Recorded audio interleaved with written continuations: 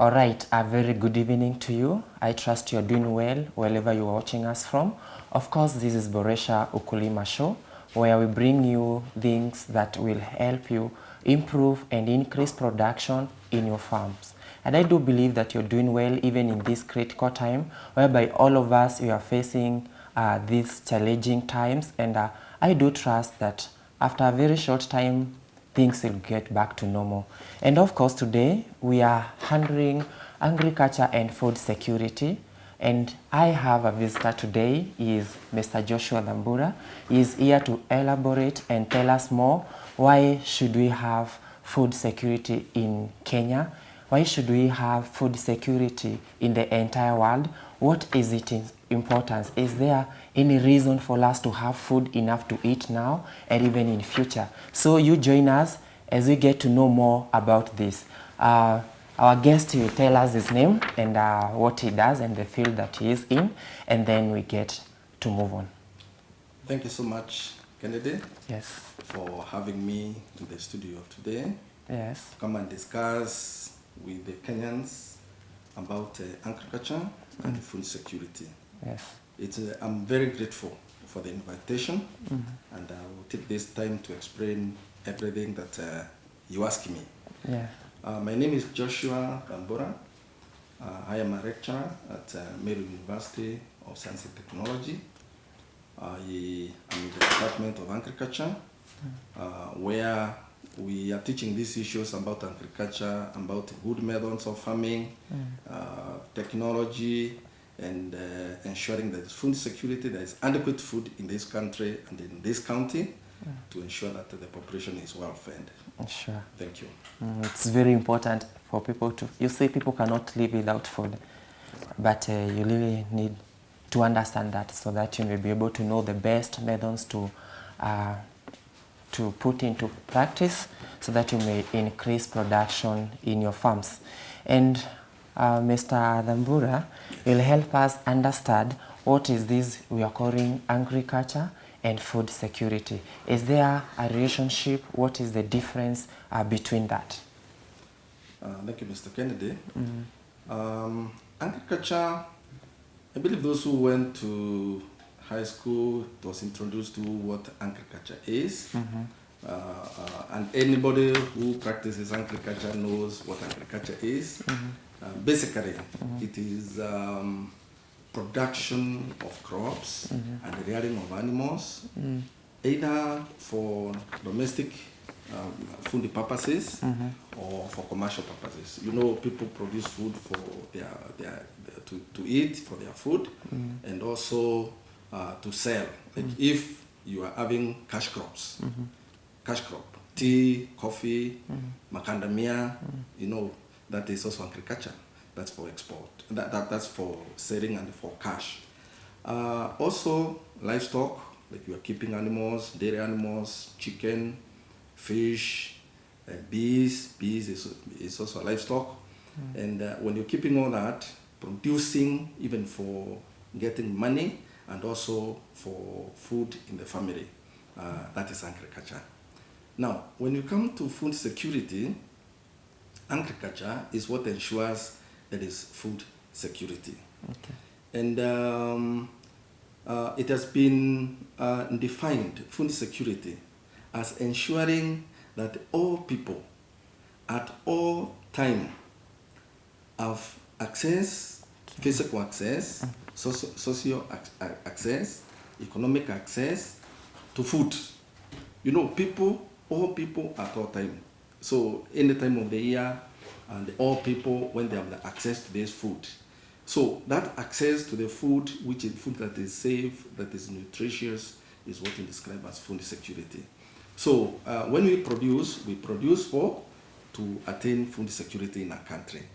So, and this is what we want to consider. In agriculture, are we producing food? And our people in this country having access to this food wherever they are. So that's what we consider as food security, as defined by Food Organization, Food and Agriculture Organization, a body of the UN. Okay, fowl, what we normally call fowl. And now that you've mentioned about the food security issues, and you've talked about ensuring that there is enough food for us to eat today and even in future. That's about the storage. We'll come back to that later. But to measure on the same, what are some of the pillars that help us as a nation to contribute to this food security? What are those initiatives that has been put into practice, or maybe I was reading the Vision 2030, and there are 4 pillars that are enhancing food security in Kenya. So what are those pillars and how will they be enabled to be achieved? Thank you, Kennedy.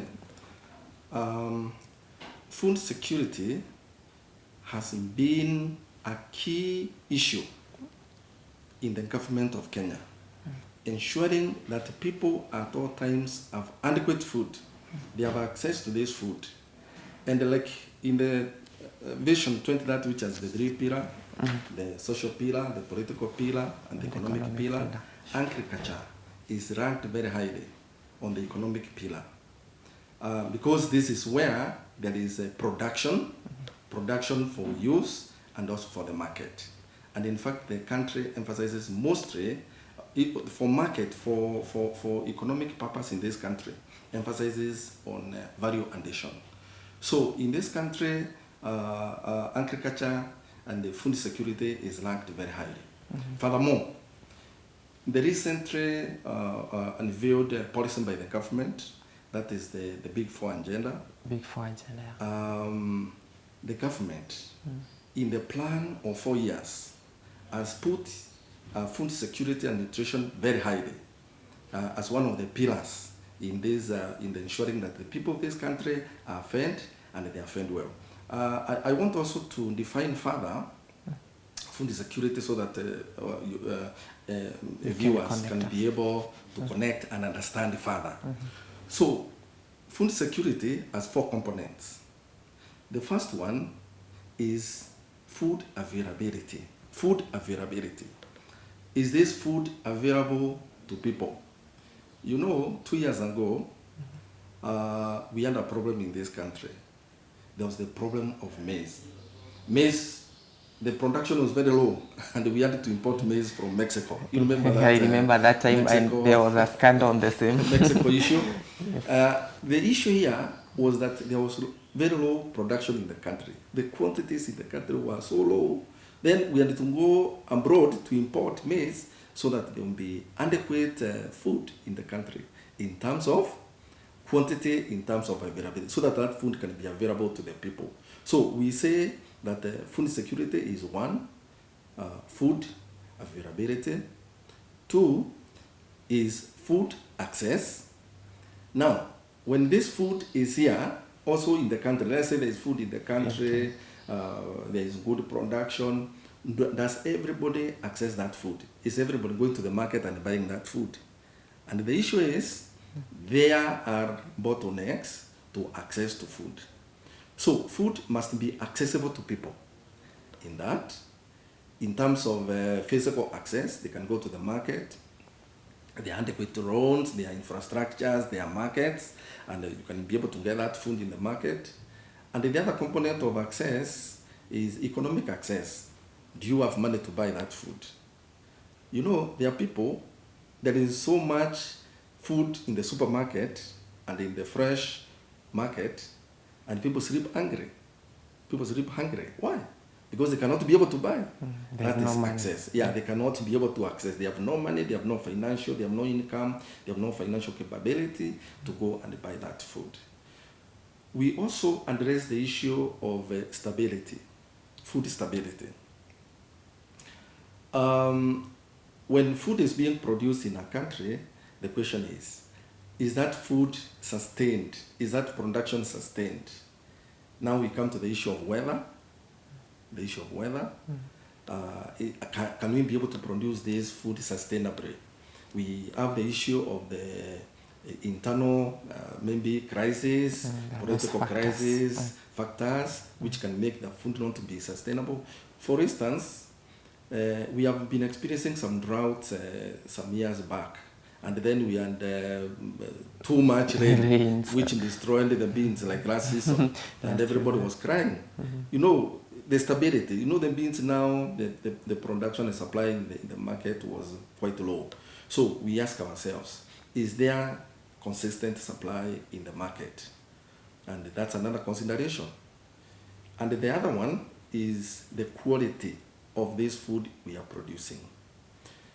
We may produce food so much, but this food is not quality in terms of how are we producing it. And the food we are giving people can even be toxic. You know, like now we are talking of how people are applying chemicals. Excessive application. Yes, excessive application of pesticides and fertilizers. And this is making food that we think we are eating good food, it is food that is also poisoning people, bringing many diseases. And it is suspected that even the cancer cases and the million diseases that are there is due to this application of uncontrolled pesticides. So those four considerations, they are like what we call the pillars of food security. Okay. Food availability, is it there in terms of quantity? Is it accessible to the people who are taking this food? Is the food sustainable? Can we get this food continuously in the future, year in, year out, or the graph is up and down, even in the country? And also the quality, the utilization. Yeah, and also, is it nutritious? You see, is this food nutritious? People can be full, but is that food, they can be satisfied? Yes, they will fight off hunger. But is that food quality food? Is it nutritious? Is it balanced diet? Okay. Yes. That's good. And now that you've been in the field of food security for quite some time, yes, and we've been reading the Vision 2030. Yes. Before we go to the next thing, is there a future on the same, or how have you accessed and you are able to know that surely agriculture is going somewhere through the pillars that have been enacted by the government? Yeah, thank you, Kennedy. You see, government plans, and the government plans are wonderful, very wonderful. If you get hold of the Vision 2030, the Big Four agenda, a wonderful plan. To me now, as a researcher, my view is the plan is very good. But the problem we have in agriculture and the food security is now the allocation of funding to ensure that these plans are implemented. For instance, in the Maputo Declaration, government all over Africa, this is a declaration by the UN, that government spend 10% of their budget in agriculture. And you know, in Africa, no single government has achieved that, including our government here in Kenya. The investment in agriculture is very low.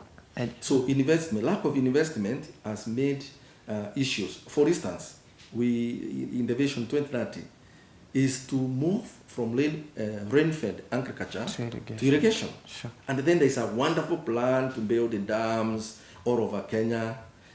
And let me tell you, the number of dams that we have attained, they are negligible up to now. And the people are still crying. There is no food, there is drought, there is this. So the issue is implementation. There are bottlenecks to implementation of this government plan.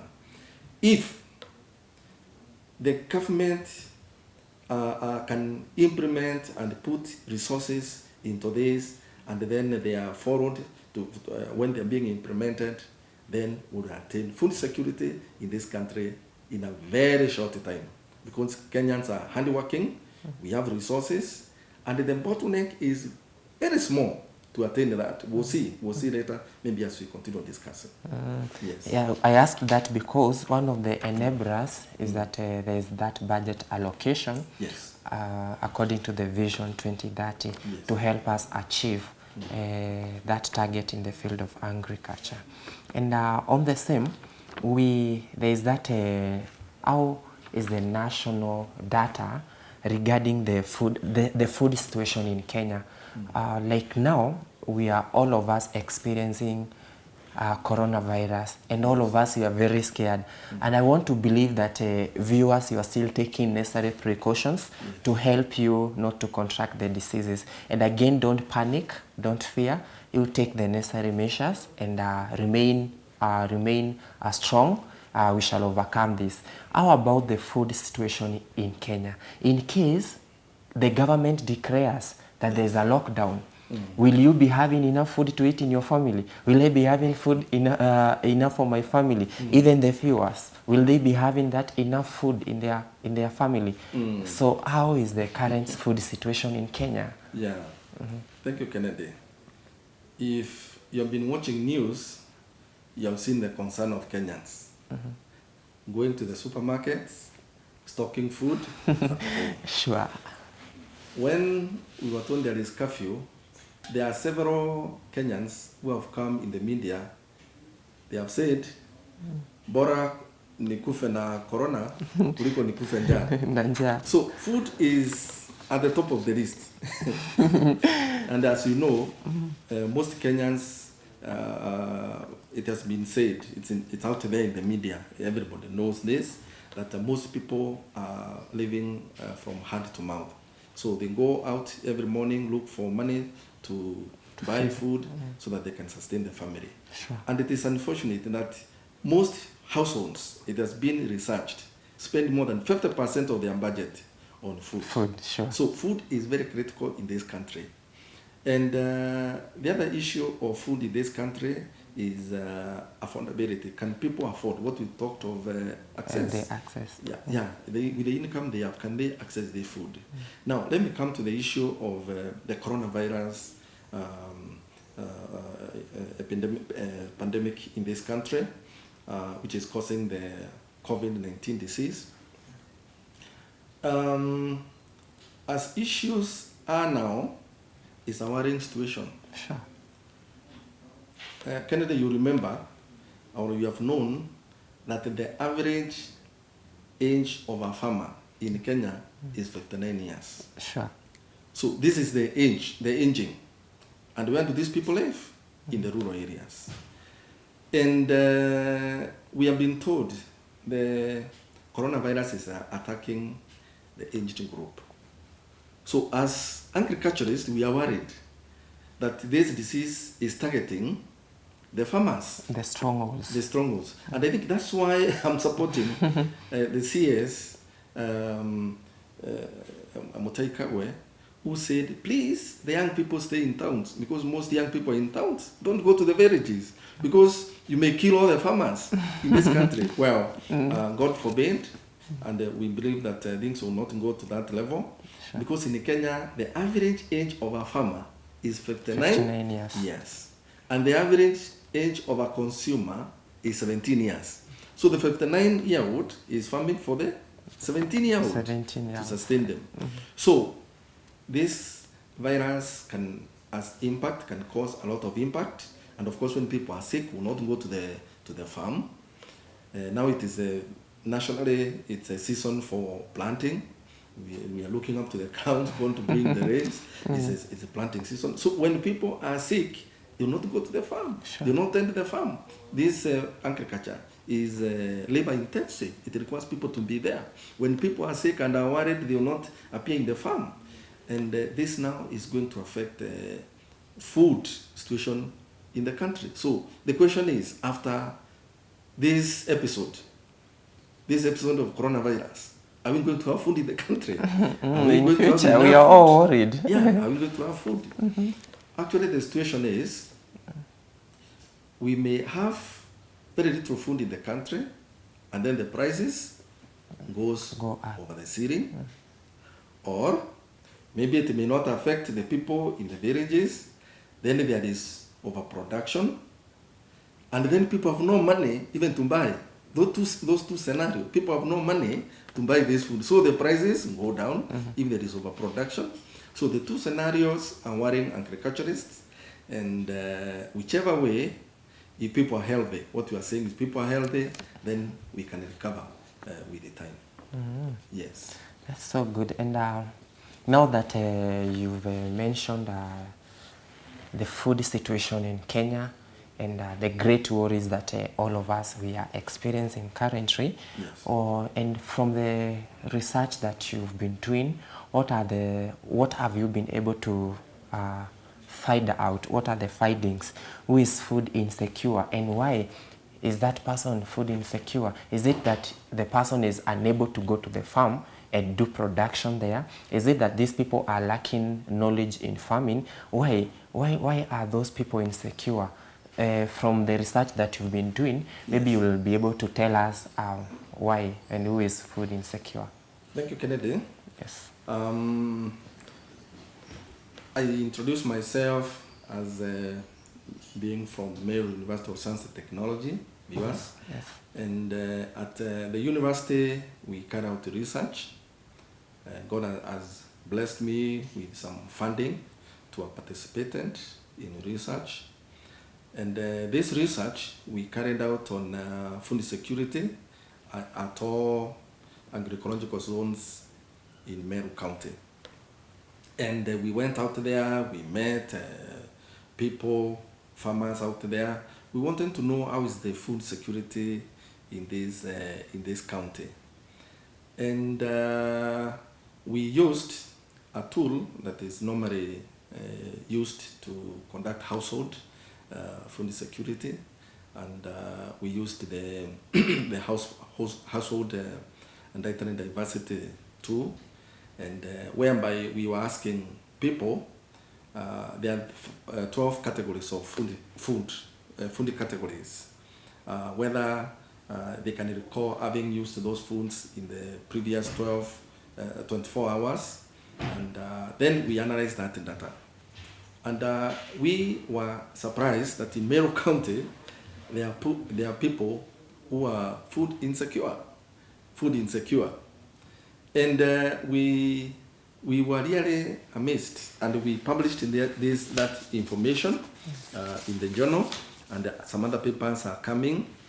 And we found out that depending on where somebody is, where people live, in the agroecological zones, particularly those who live in the rural areas, the agroecological zone contributes food security. You know, Meru is blessed with a variety, a spectrum of agroecological zones, Right. from the tropical pine to the lowland, to the driest part, from the wettest to the driest part. So we took that cross-section study, and we found that people, maybe this could be seen as being obvious, is that people in the drier areas of Meru, they are very food insecure, and of course for obvious reason. But the other surprising issue that came up is that people from even the wetter areas are also food insecure. People from T-zones are food insecure. Do you know why? Because of this continuous monocropping of perennial crops like tea. People have planted tea everywhere. Over the years, and therefore they have nothing. They have no food. So they depend on buying. And when they go to buy, what do they buy? They buy only unga ya mahindi, the obvious ones. And the mchere. So we found that people are insecure in terms of their diet, their diversity, their dietary diversity. It's not there because they are taking one food throughout, and it is not making people healthy. And also we found that in those T-zones, the people who are living there, they are the pickers, and those pickers, they are being paid per day. They earn casual, they are paid for casual labor. And that casual labor, that money is not enough to make them feed well. So there are other people who are malnourished. So we found there are people who are malnourished, even in the T-zones, those T-zones. So this is the one of the things that we found out. We also found that there's a correlation of education and the diet. people who are more educated, they are feeling better than people who have not gone to school. And of course, that's as a correlation with income. We also found that distant to the market, people who are near the markets, they are buying a variety of foods, and people who are far are not able to acquire that kind of food. We also found that families with large households, they are food insecure, and the small households are more food secure. Of course, that can tell you there are more mouths to feed. Sure. So than the hands that are going to the field to yes, do cultivation. Yeah, to do the cultivation. Sure. And also, the other started finding it was about the farm size. The smaller the size, the more the people were food insecure. And you know, this fragmentation, mashamba imekatwa kidogo kidogo kidogo kidogo until it is no longer economical to farm. So this issue has brought food insecurity in the county. I don't know what shall happen because now when it comes to the issue of farm size, when we continue subdividing farms into smaller plots, and of course the issue of urbanization is coming about, then it is bringing now food insecurity in this county. Okay. Yes. Wow, that's so good. And before we take a break, we look at the roles of various actors in agriculture sectors. Then, is it me as a farmer, or is it you as a researcher, or is it the techno part, the government, the university, the individuals from the family who are the actors in this field? Would love us you tell us more on this. Okay. Thank you, Kennedy. Now it's like you're asking who is to blame for food insecurity? Sure. Who is responsible? Who is responsible? Kennedy, issue of agriculture, issues of food security. It is the role is the duty of everyone. Everyone must act their part to get total production. You know, you can't blame the farmer. If the farmer is not enabled, if the farmer is not given good loans by the county government or the national government, the farmer cannot produce. If the farmer is not given financial support to go for a loan, to save his money, if there's no this support, the farmer will not produce. So in agriculture, there are many actors that need to come together. We call them stakeholders. Yeah. And these stakeholders must come together to have adequate production. The county government must come in to provide extension to the farmers. Because if extension is not there, like we have found that poor extension also leads to poor production. There are farmers who have not seen an extension worker. Farmers who have not who have nobody to go to get information. Down there, Mashinani, the local farmer who has no smartphone to Google and find out, who does not have a telephone of the extension officer. So extension information is very key to production. And the county government, because now extension is devolved in this country from the implementation of Constitution 2010, then the county government must take extension very seriously to employ extension workers that can go to the farmer at the farm, at the gate of their farm, and give information that will lead to production. Then there are some other very important stakeholders. The extension will get information from research. So research, which is done by the universities, but they also, the university provide the research apart from teaching and extension. So we conduct the research and extension. So they can come for that information from the university. In fact, at our university, we have even field days, we call farmers, come and see what we are doing here, and the farmers come. We call them the farmers field days. The farmers come. And we also go out there to the farmers and teach them. how to do proper farming. I even forgot to mention another project we are doing now. There's a project we are carrying out, sponsored, funded by the Kenya Climate Smart project, and through the World Bank.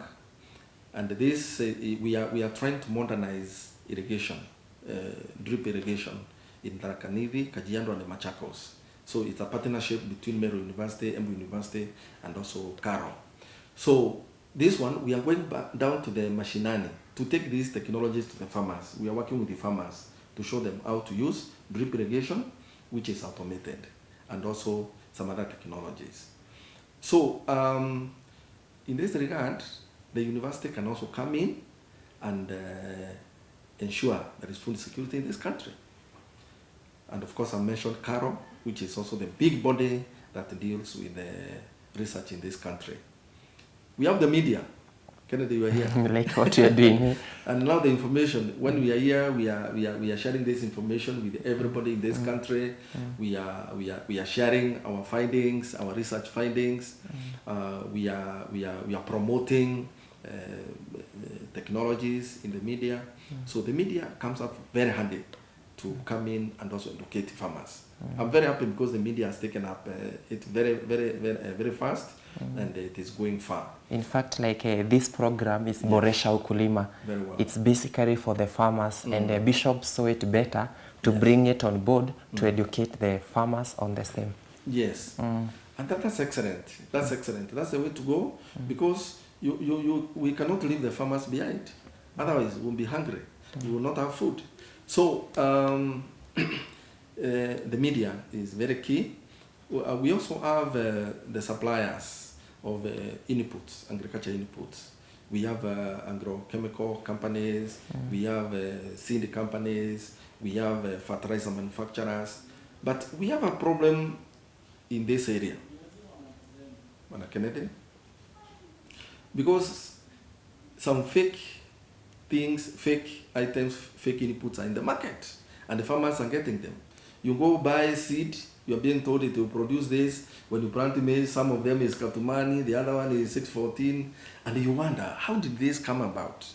So we want to ask for integrity in this process of selling inputs to farmers, so that when farmers buy seed, they will get what the seed says that it is going to produce. The pesticides are going to do the control as they claim. So these inputs are very important. We also have so many other stakeholders in this in agriculture who should come together and ensure there is productivity. NGOs are there. Yes, NGOs, they are coming out very strongly to support agriculture. Faith-based organizations like Caritas, which is a church-based organization, and others, they have come in. Actually, we are even collaborating with the Caritas in that project.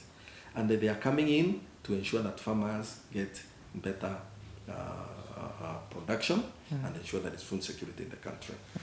You see, now the challenge is in the market, when you go to the market as a farmer to buy a product, if it's a seed or a chemical, there's that what company produces, which is of quality.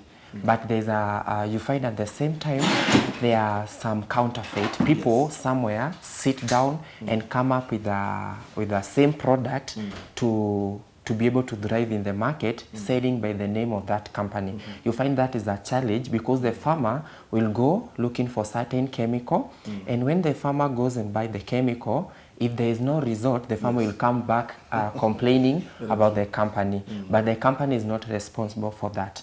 But on that... Let me mention, before you go further, the precaution for farmers to take. To ensure that you buy genuine products. Please, go to the certified seller, certified supplier, who will sell the genuine products. Because if you go to every duka, you want maize at the nusu kilo, then ugawiwe kwa ile mfuko ingine, then that's why now the problems come in. Because somebody will open that packet and then will sell the fake things.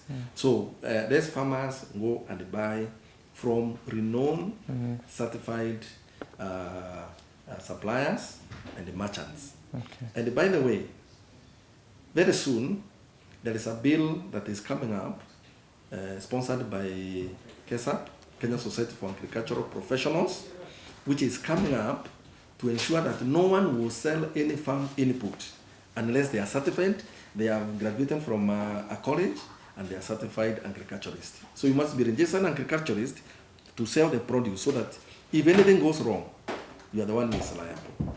Yes. Now, after the break, we'll get to learn more. Just stay tuned to Destiny TV.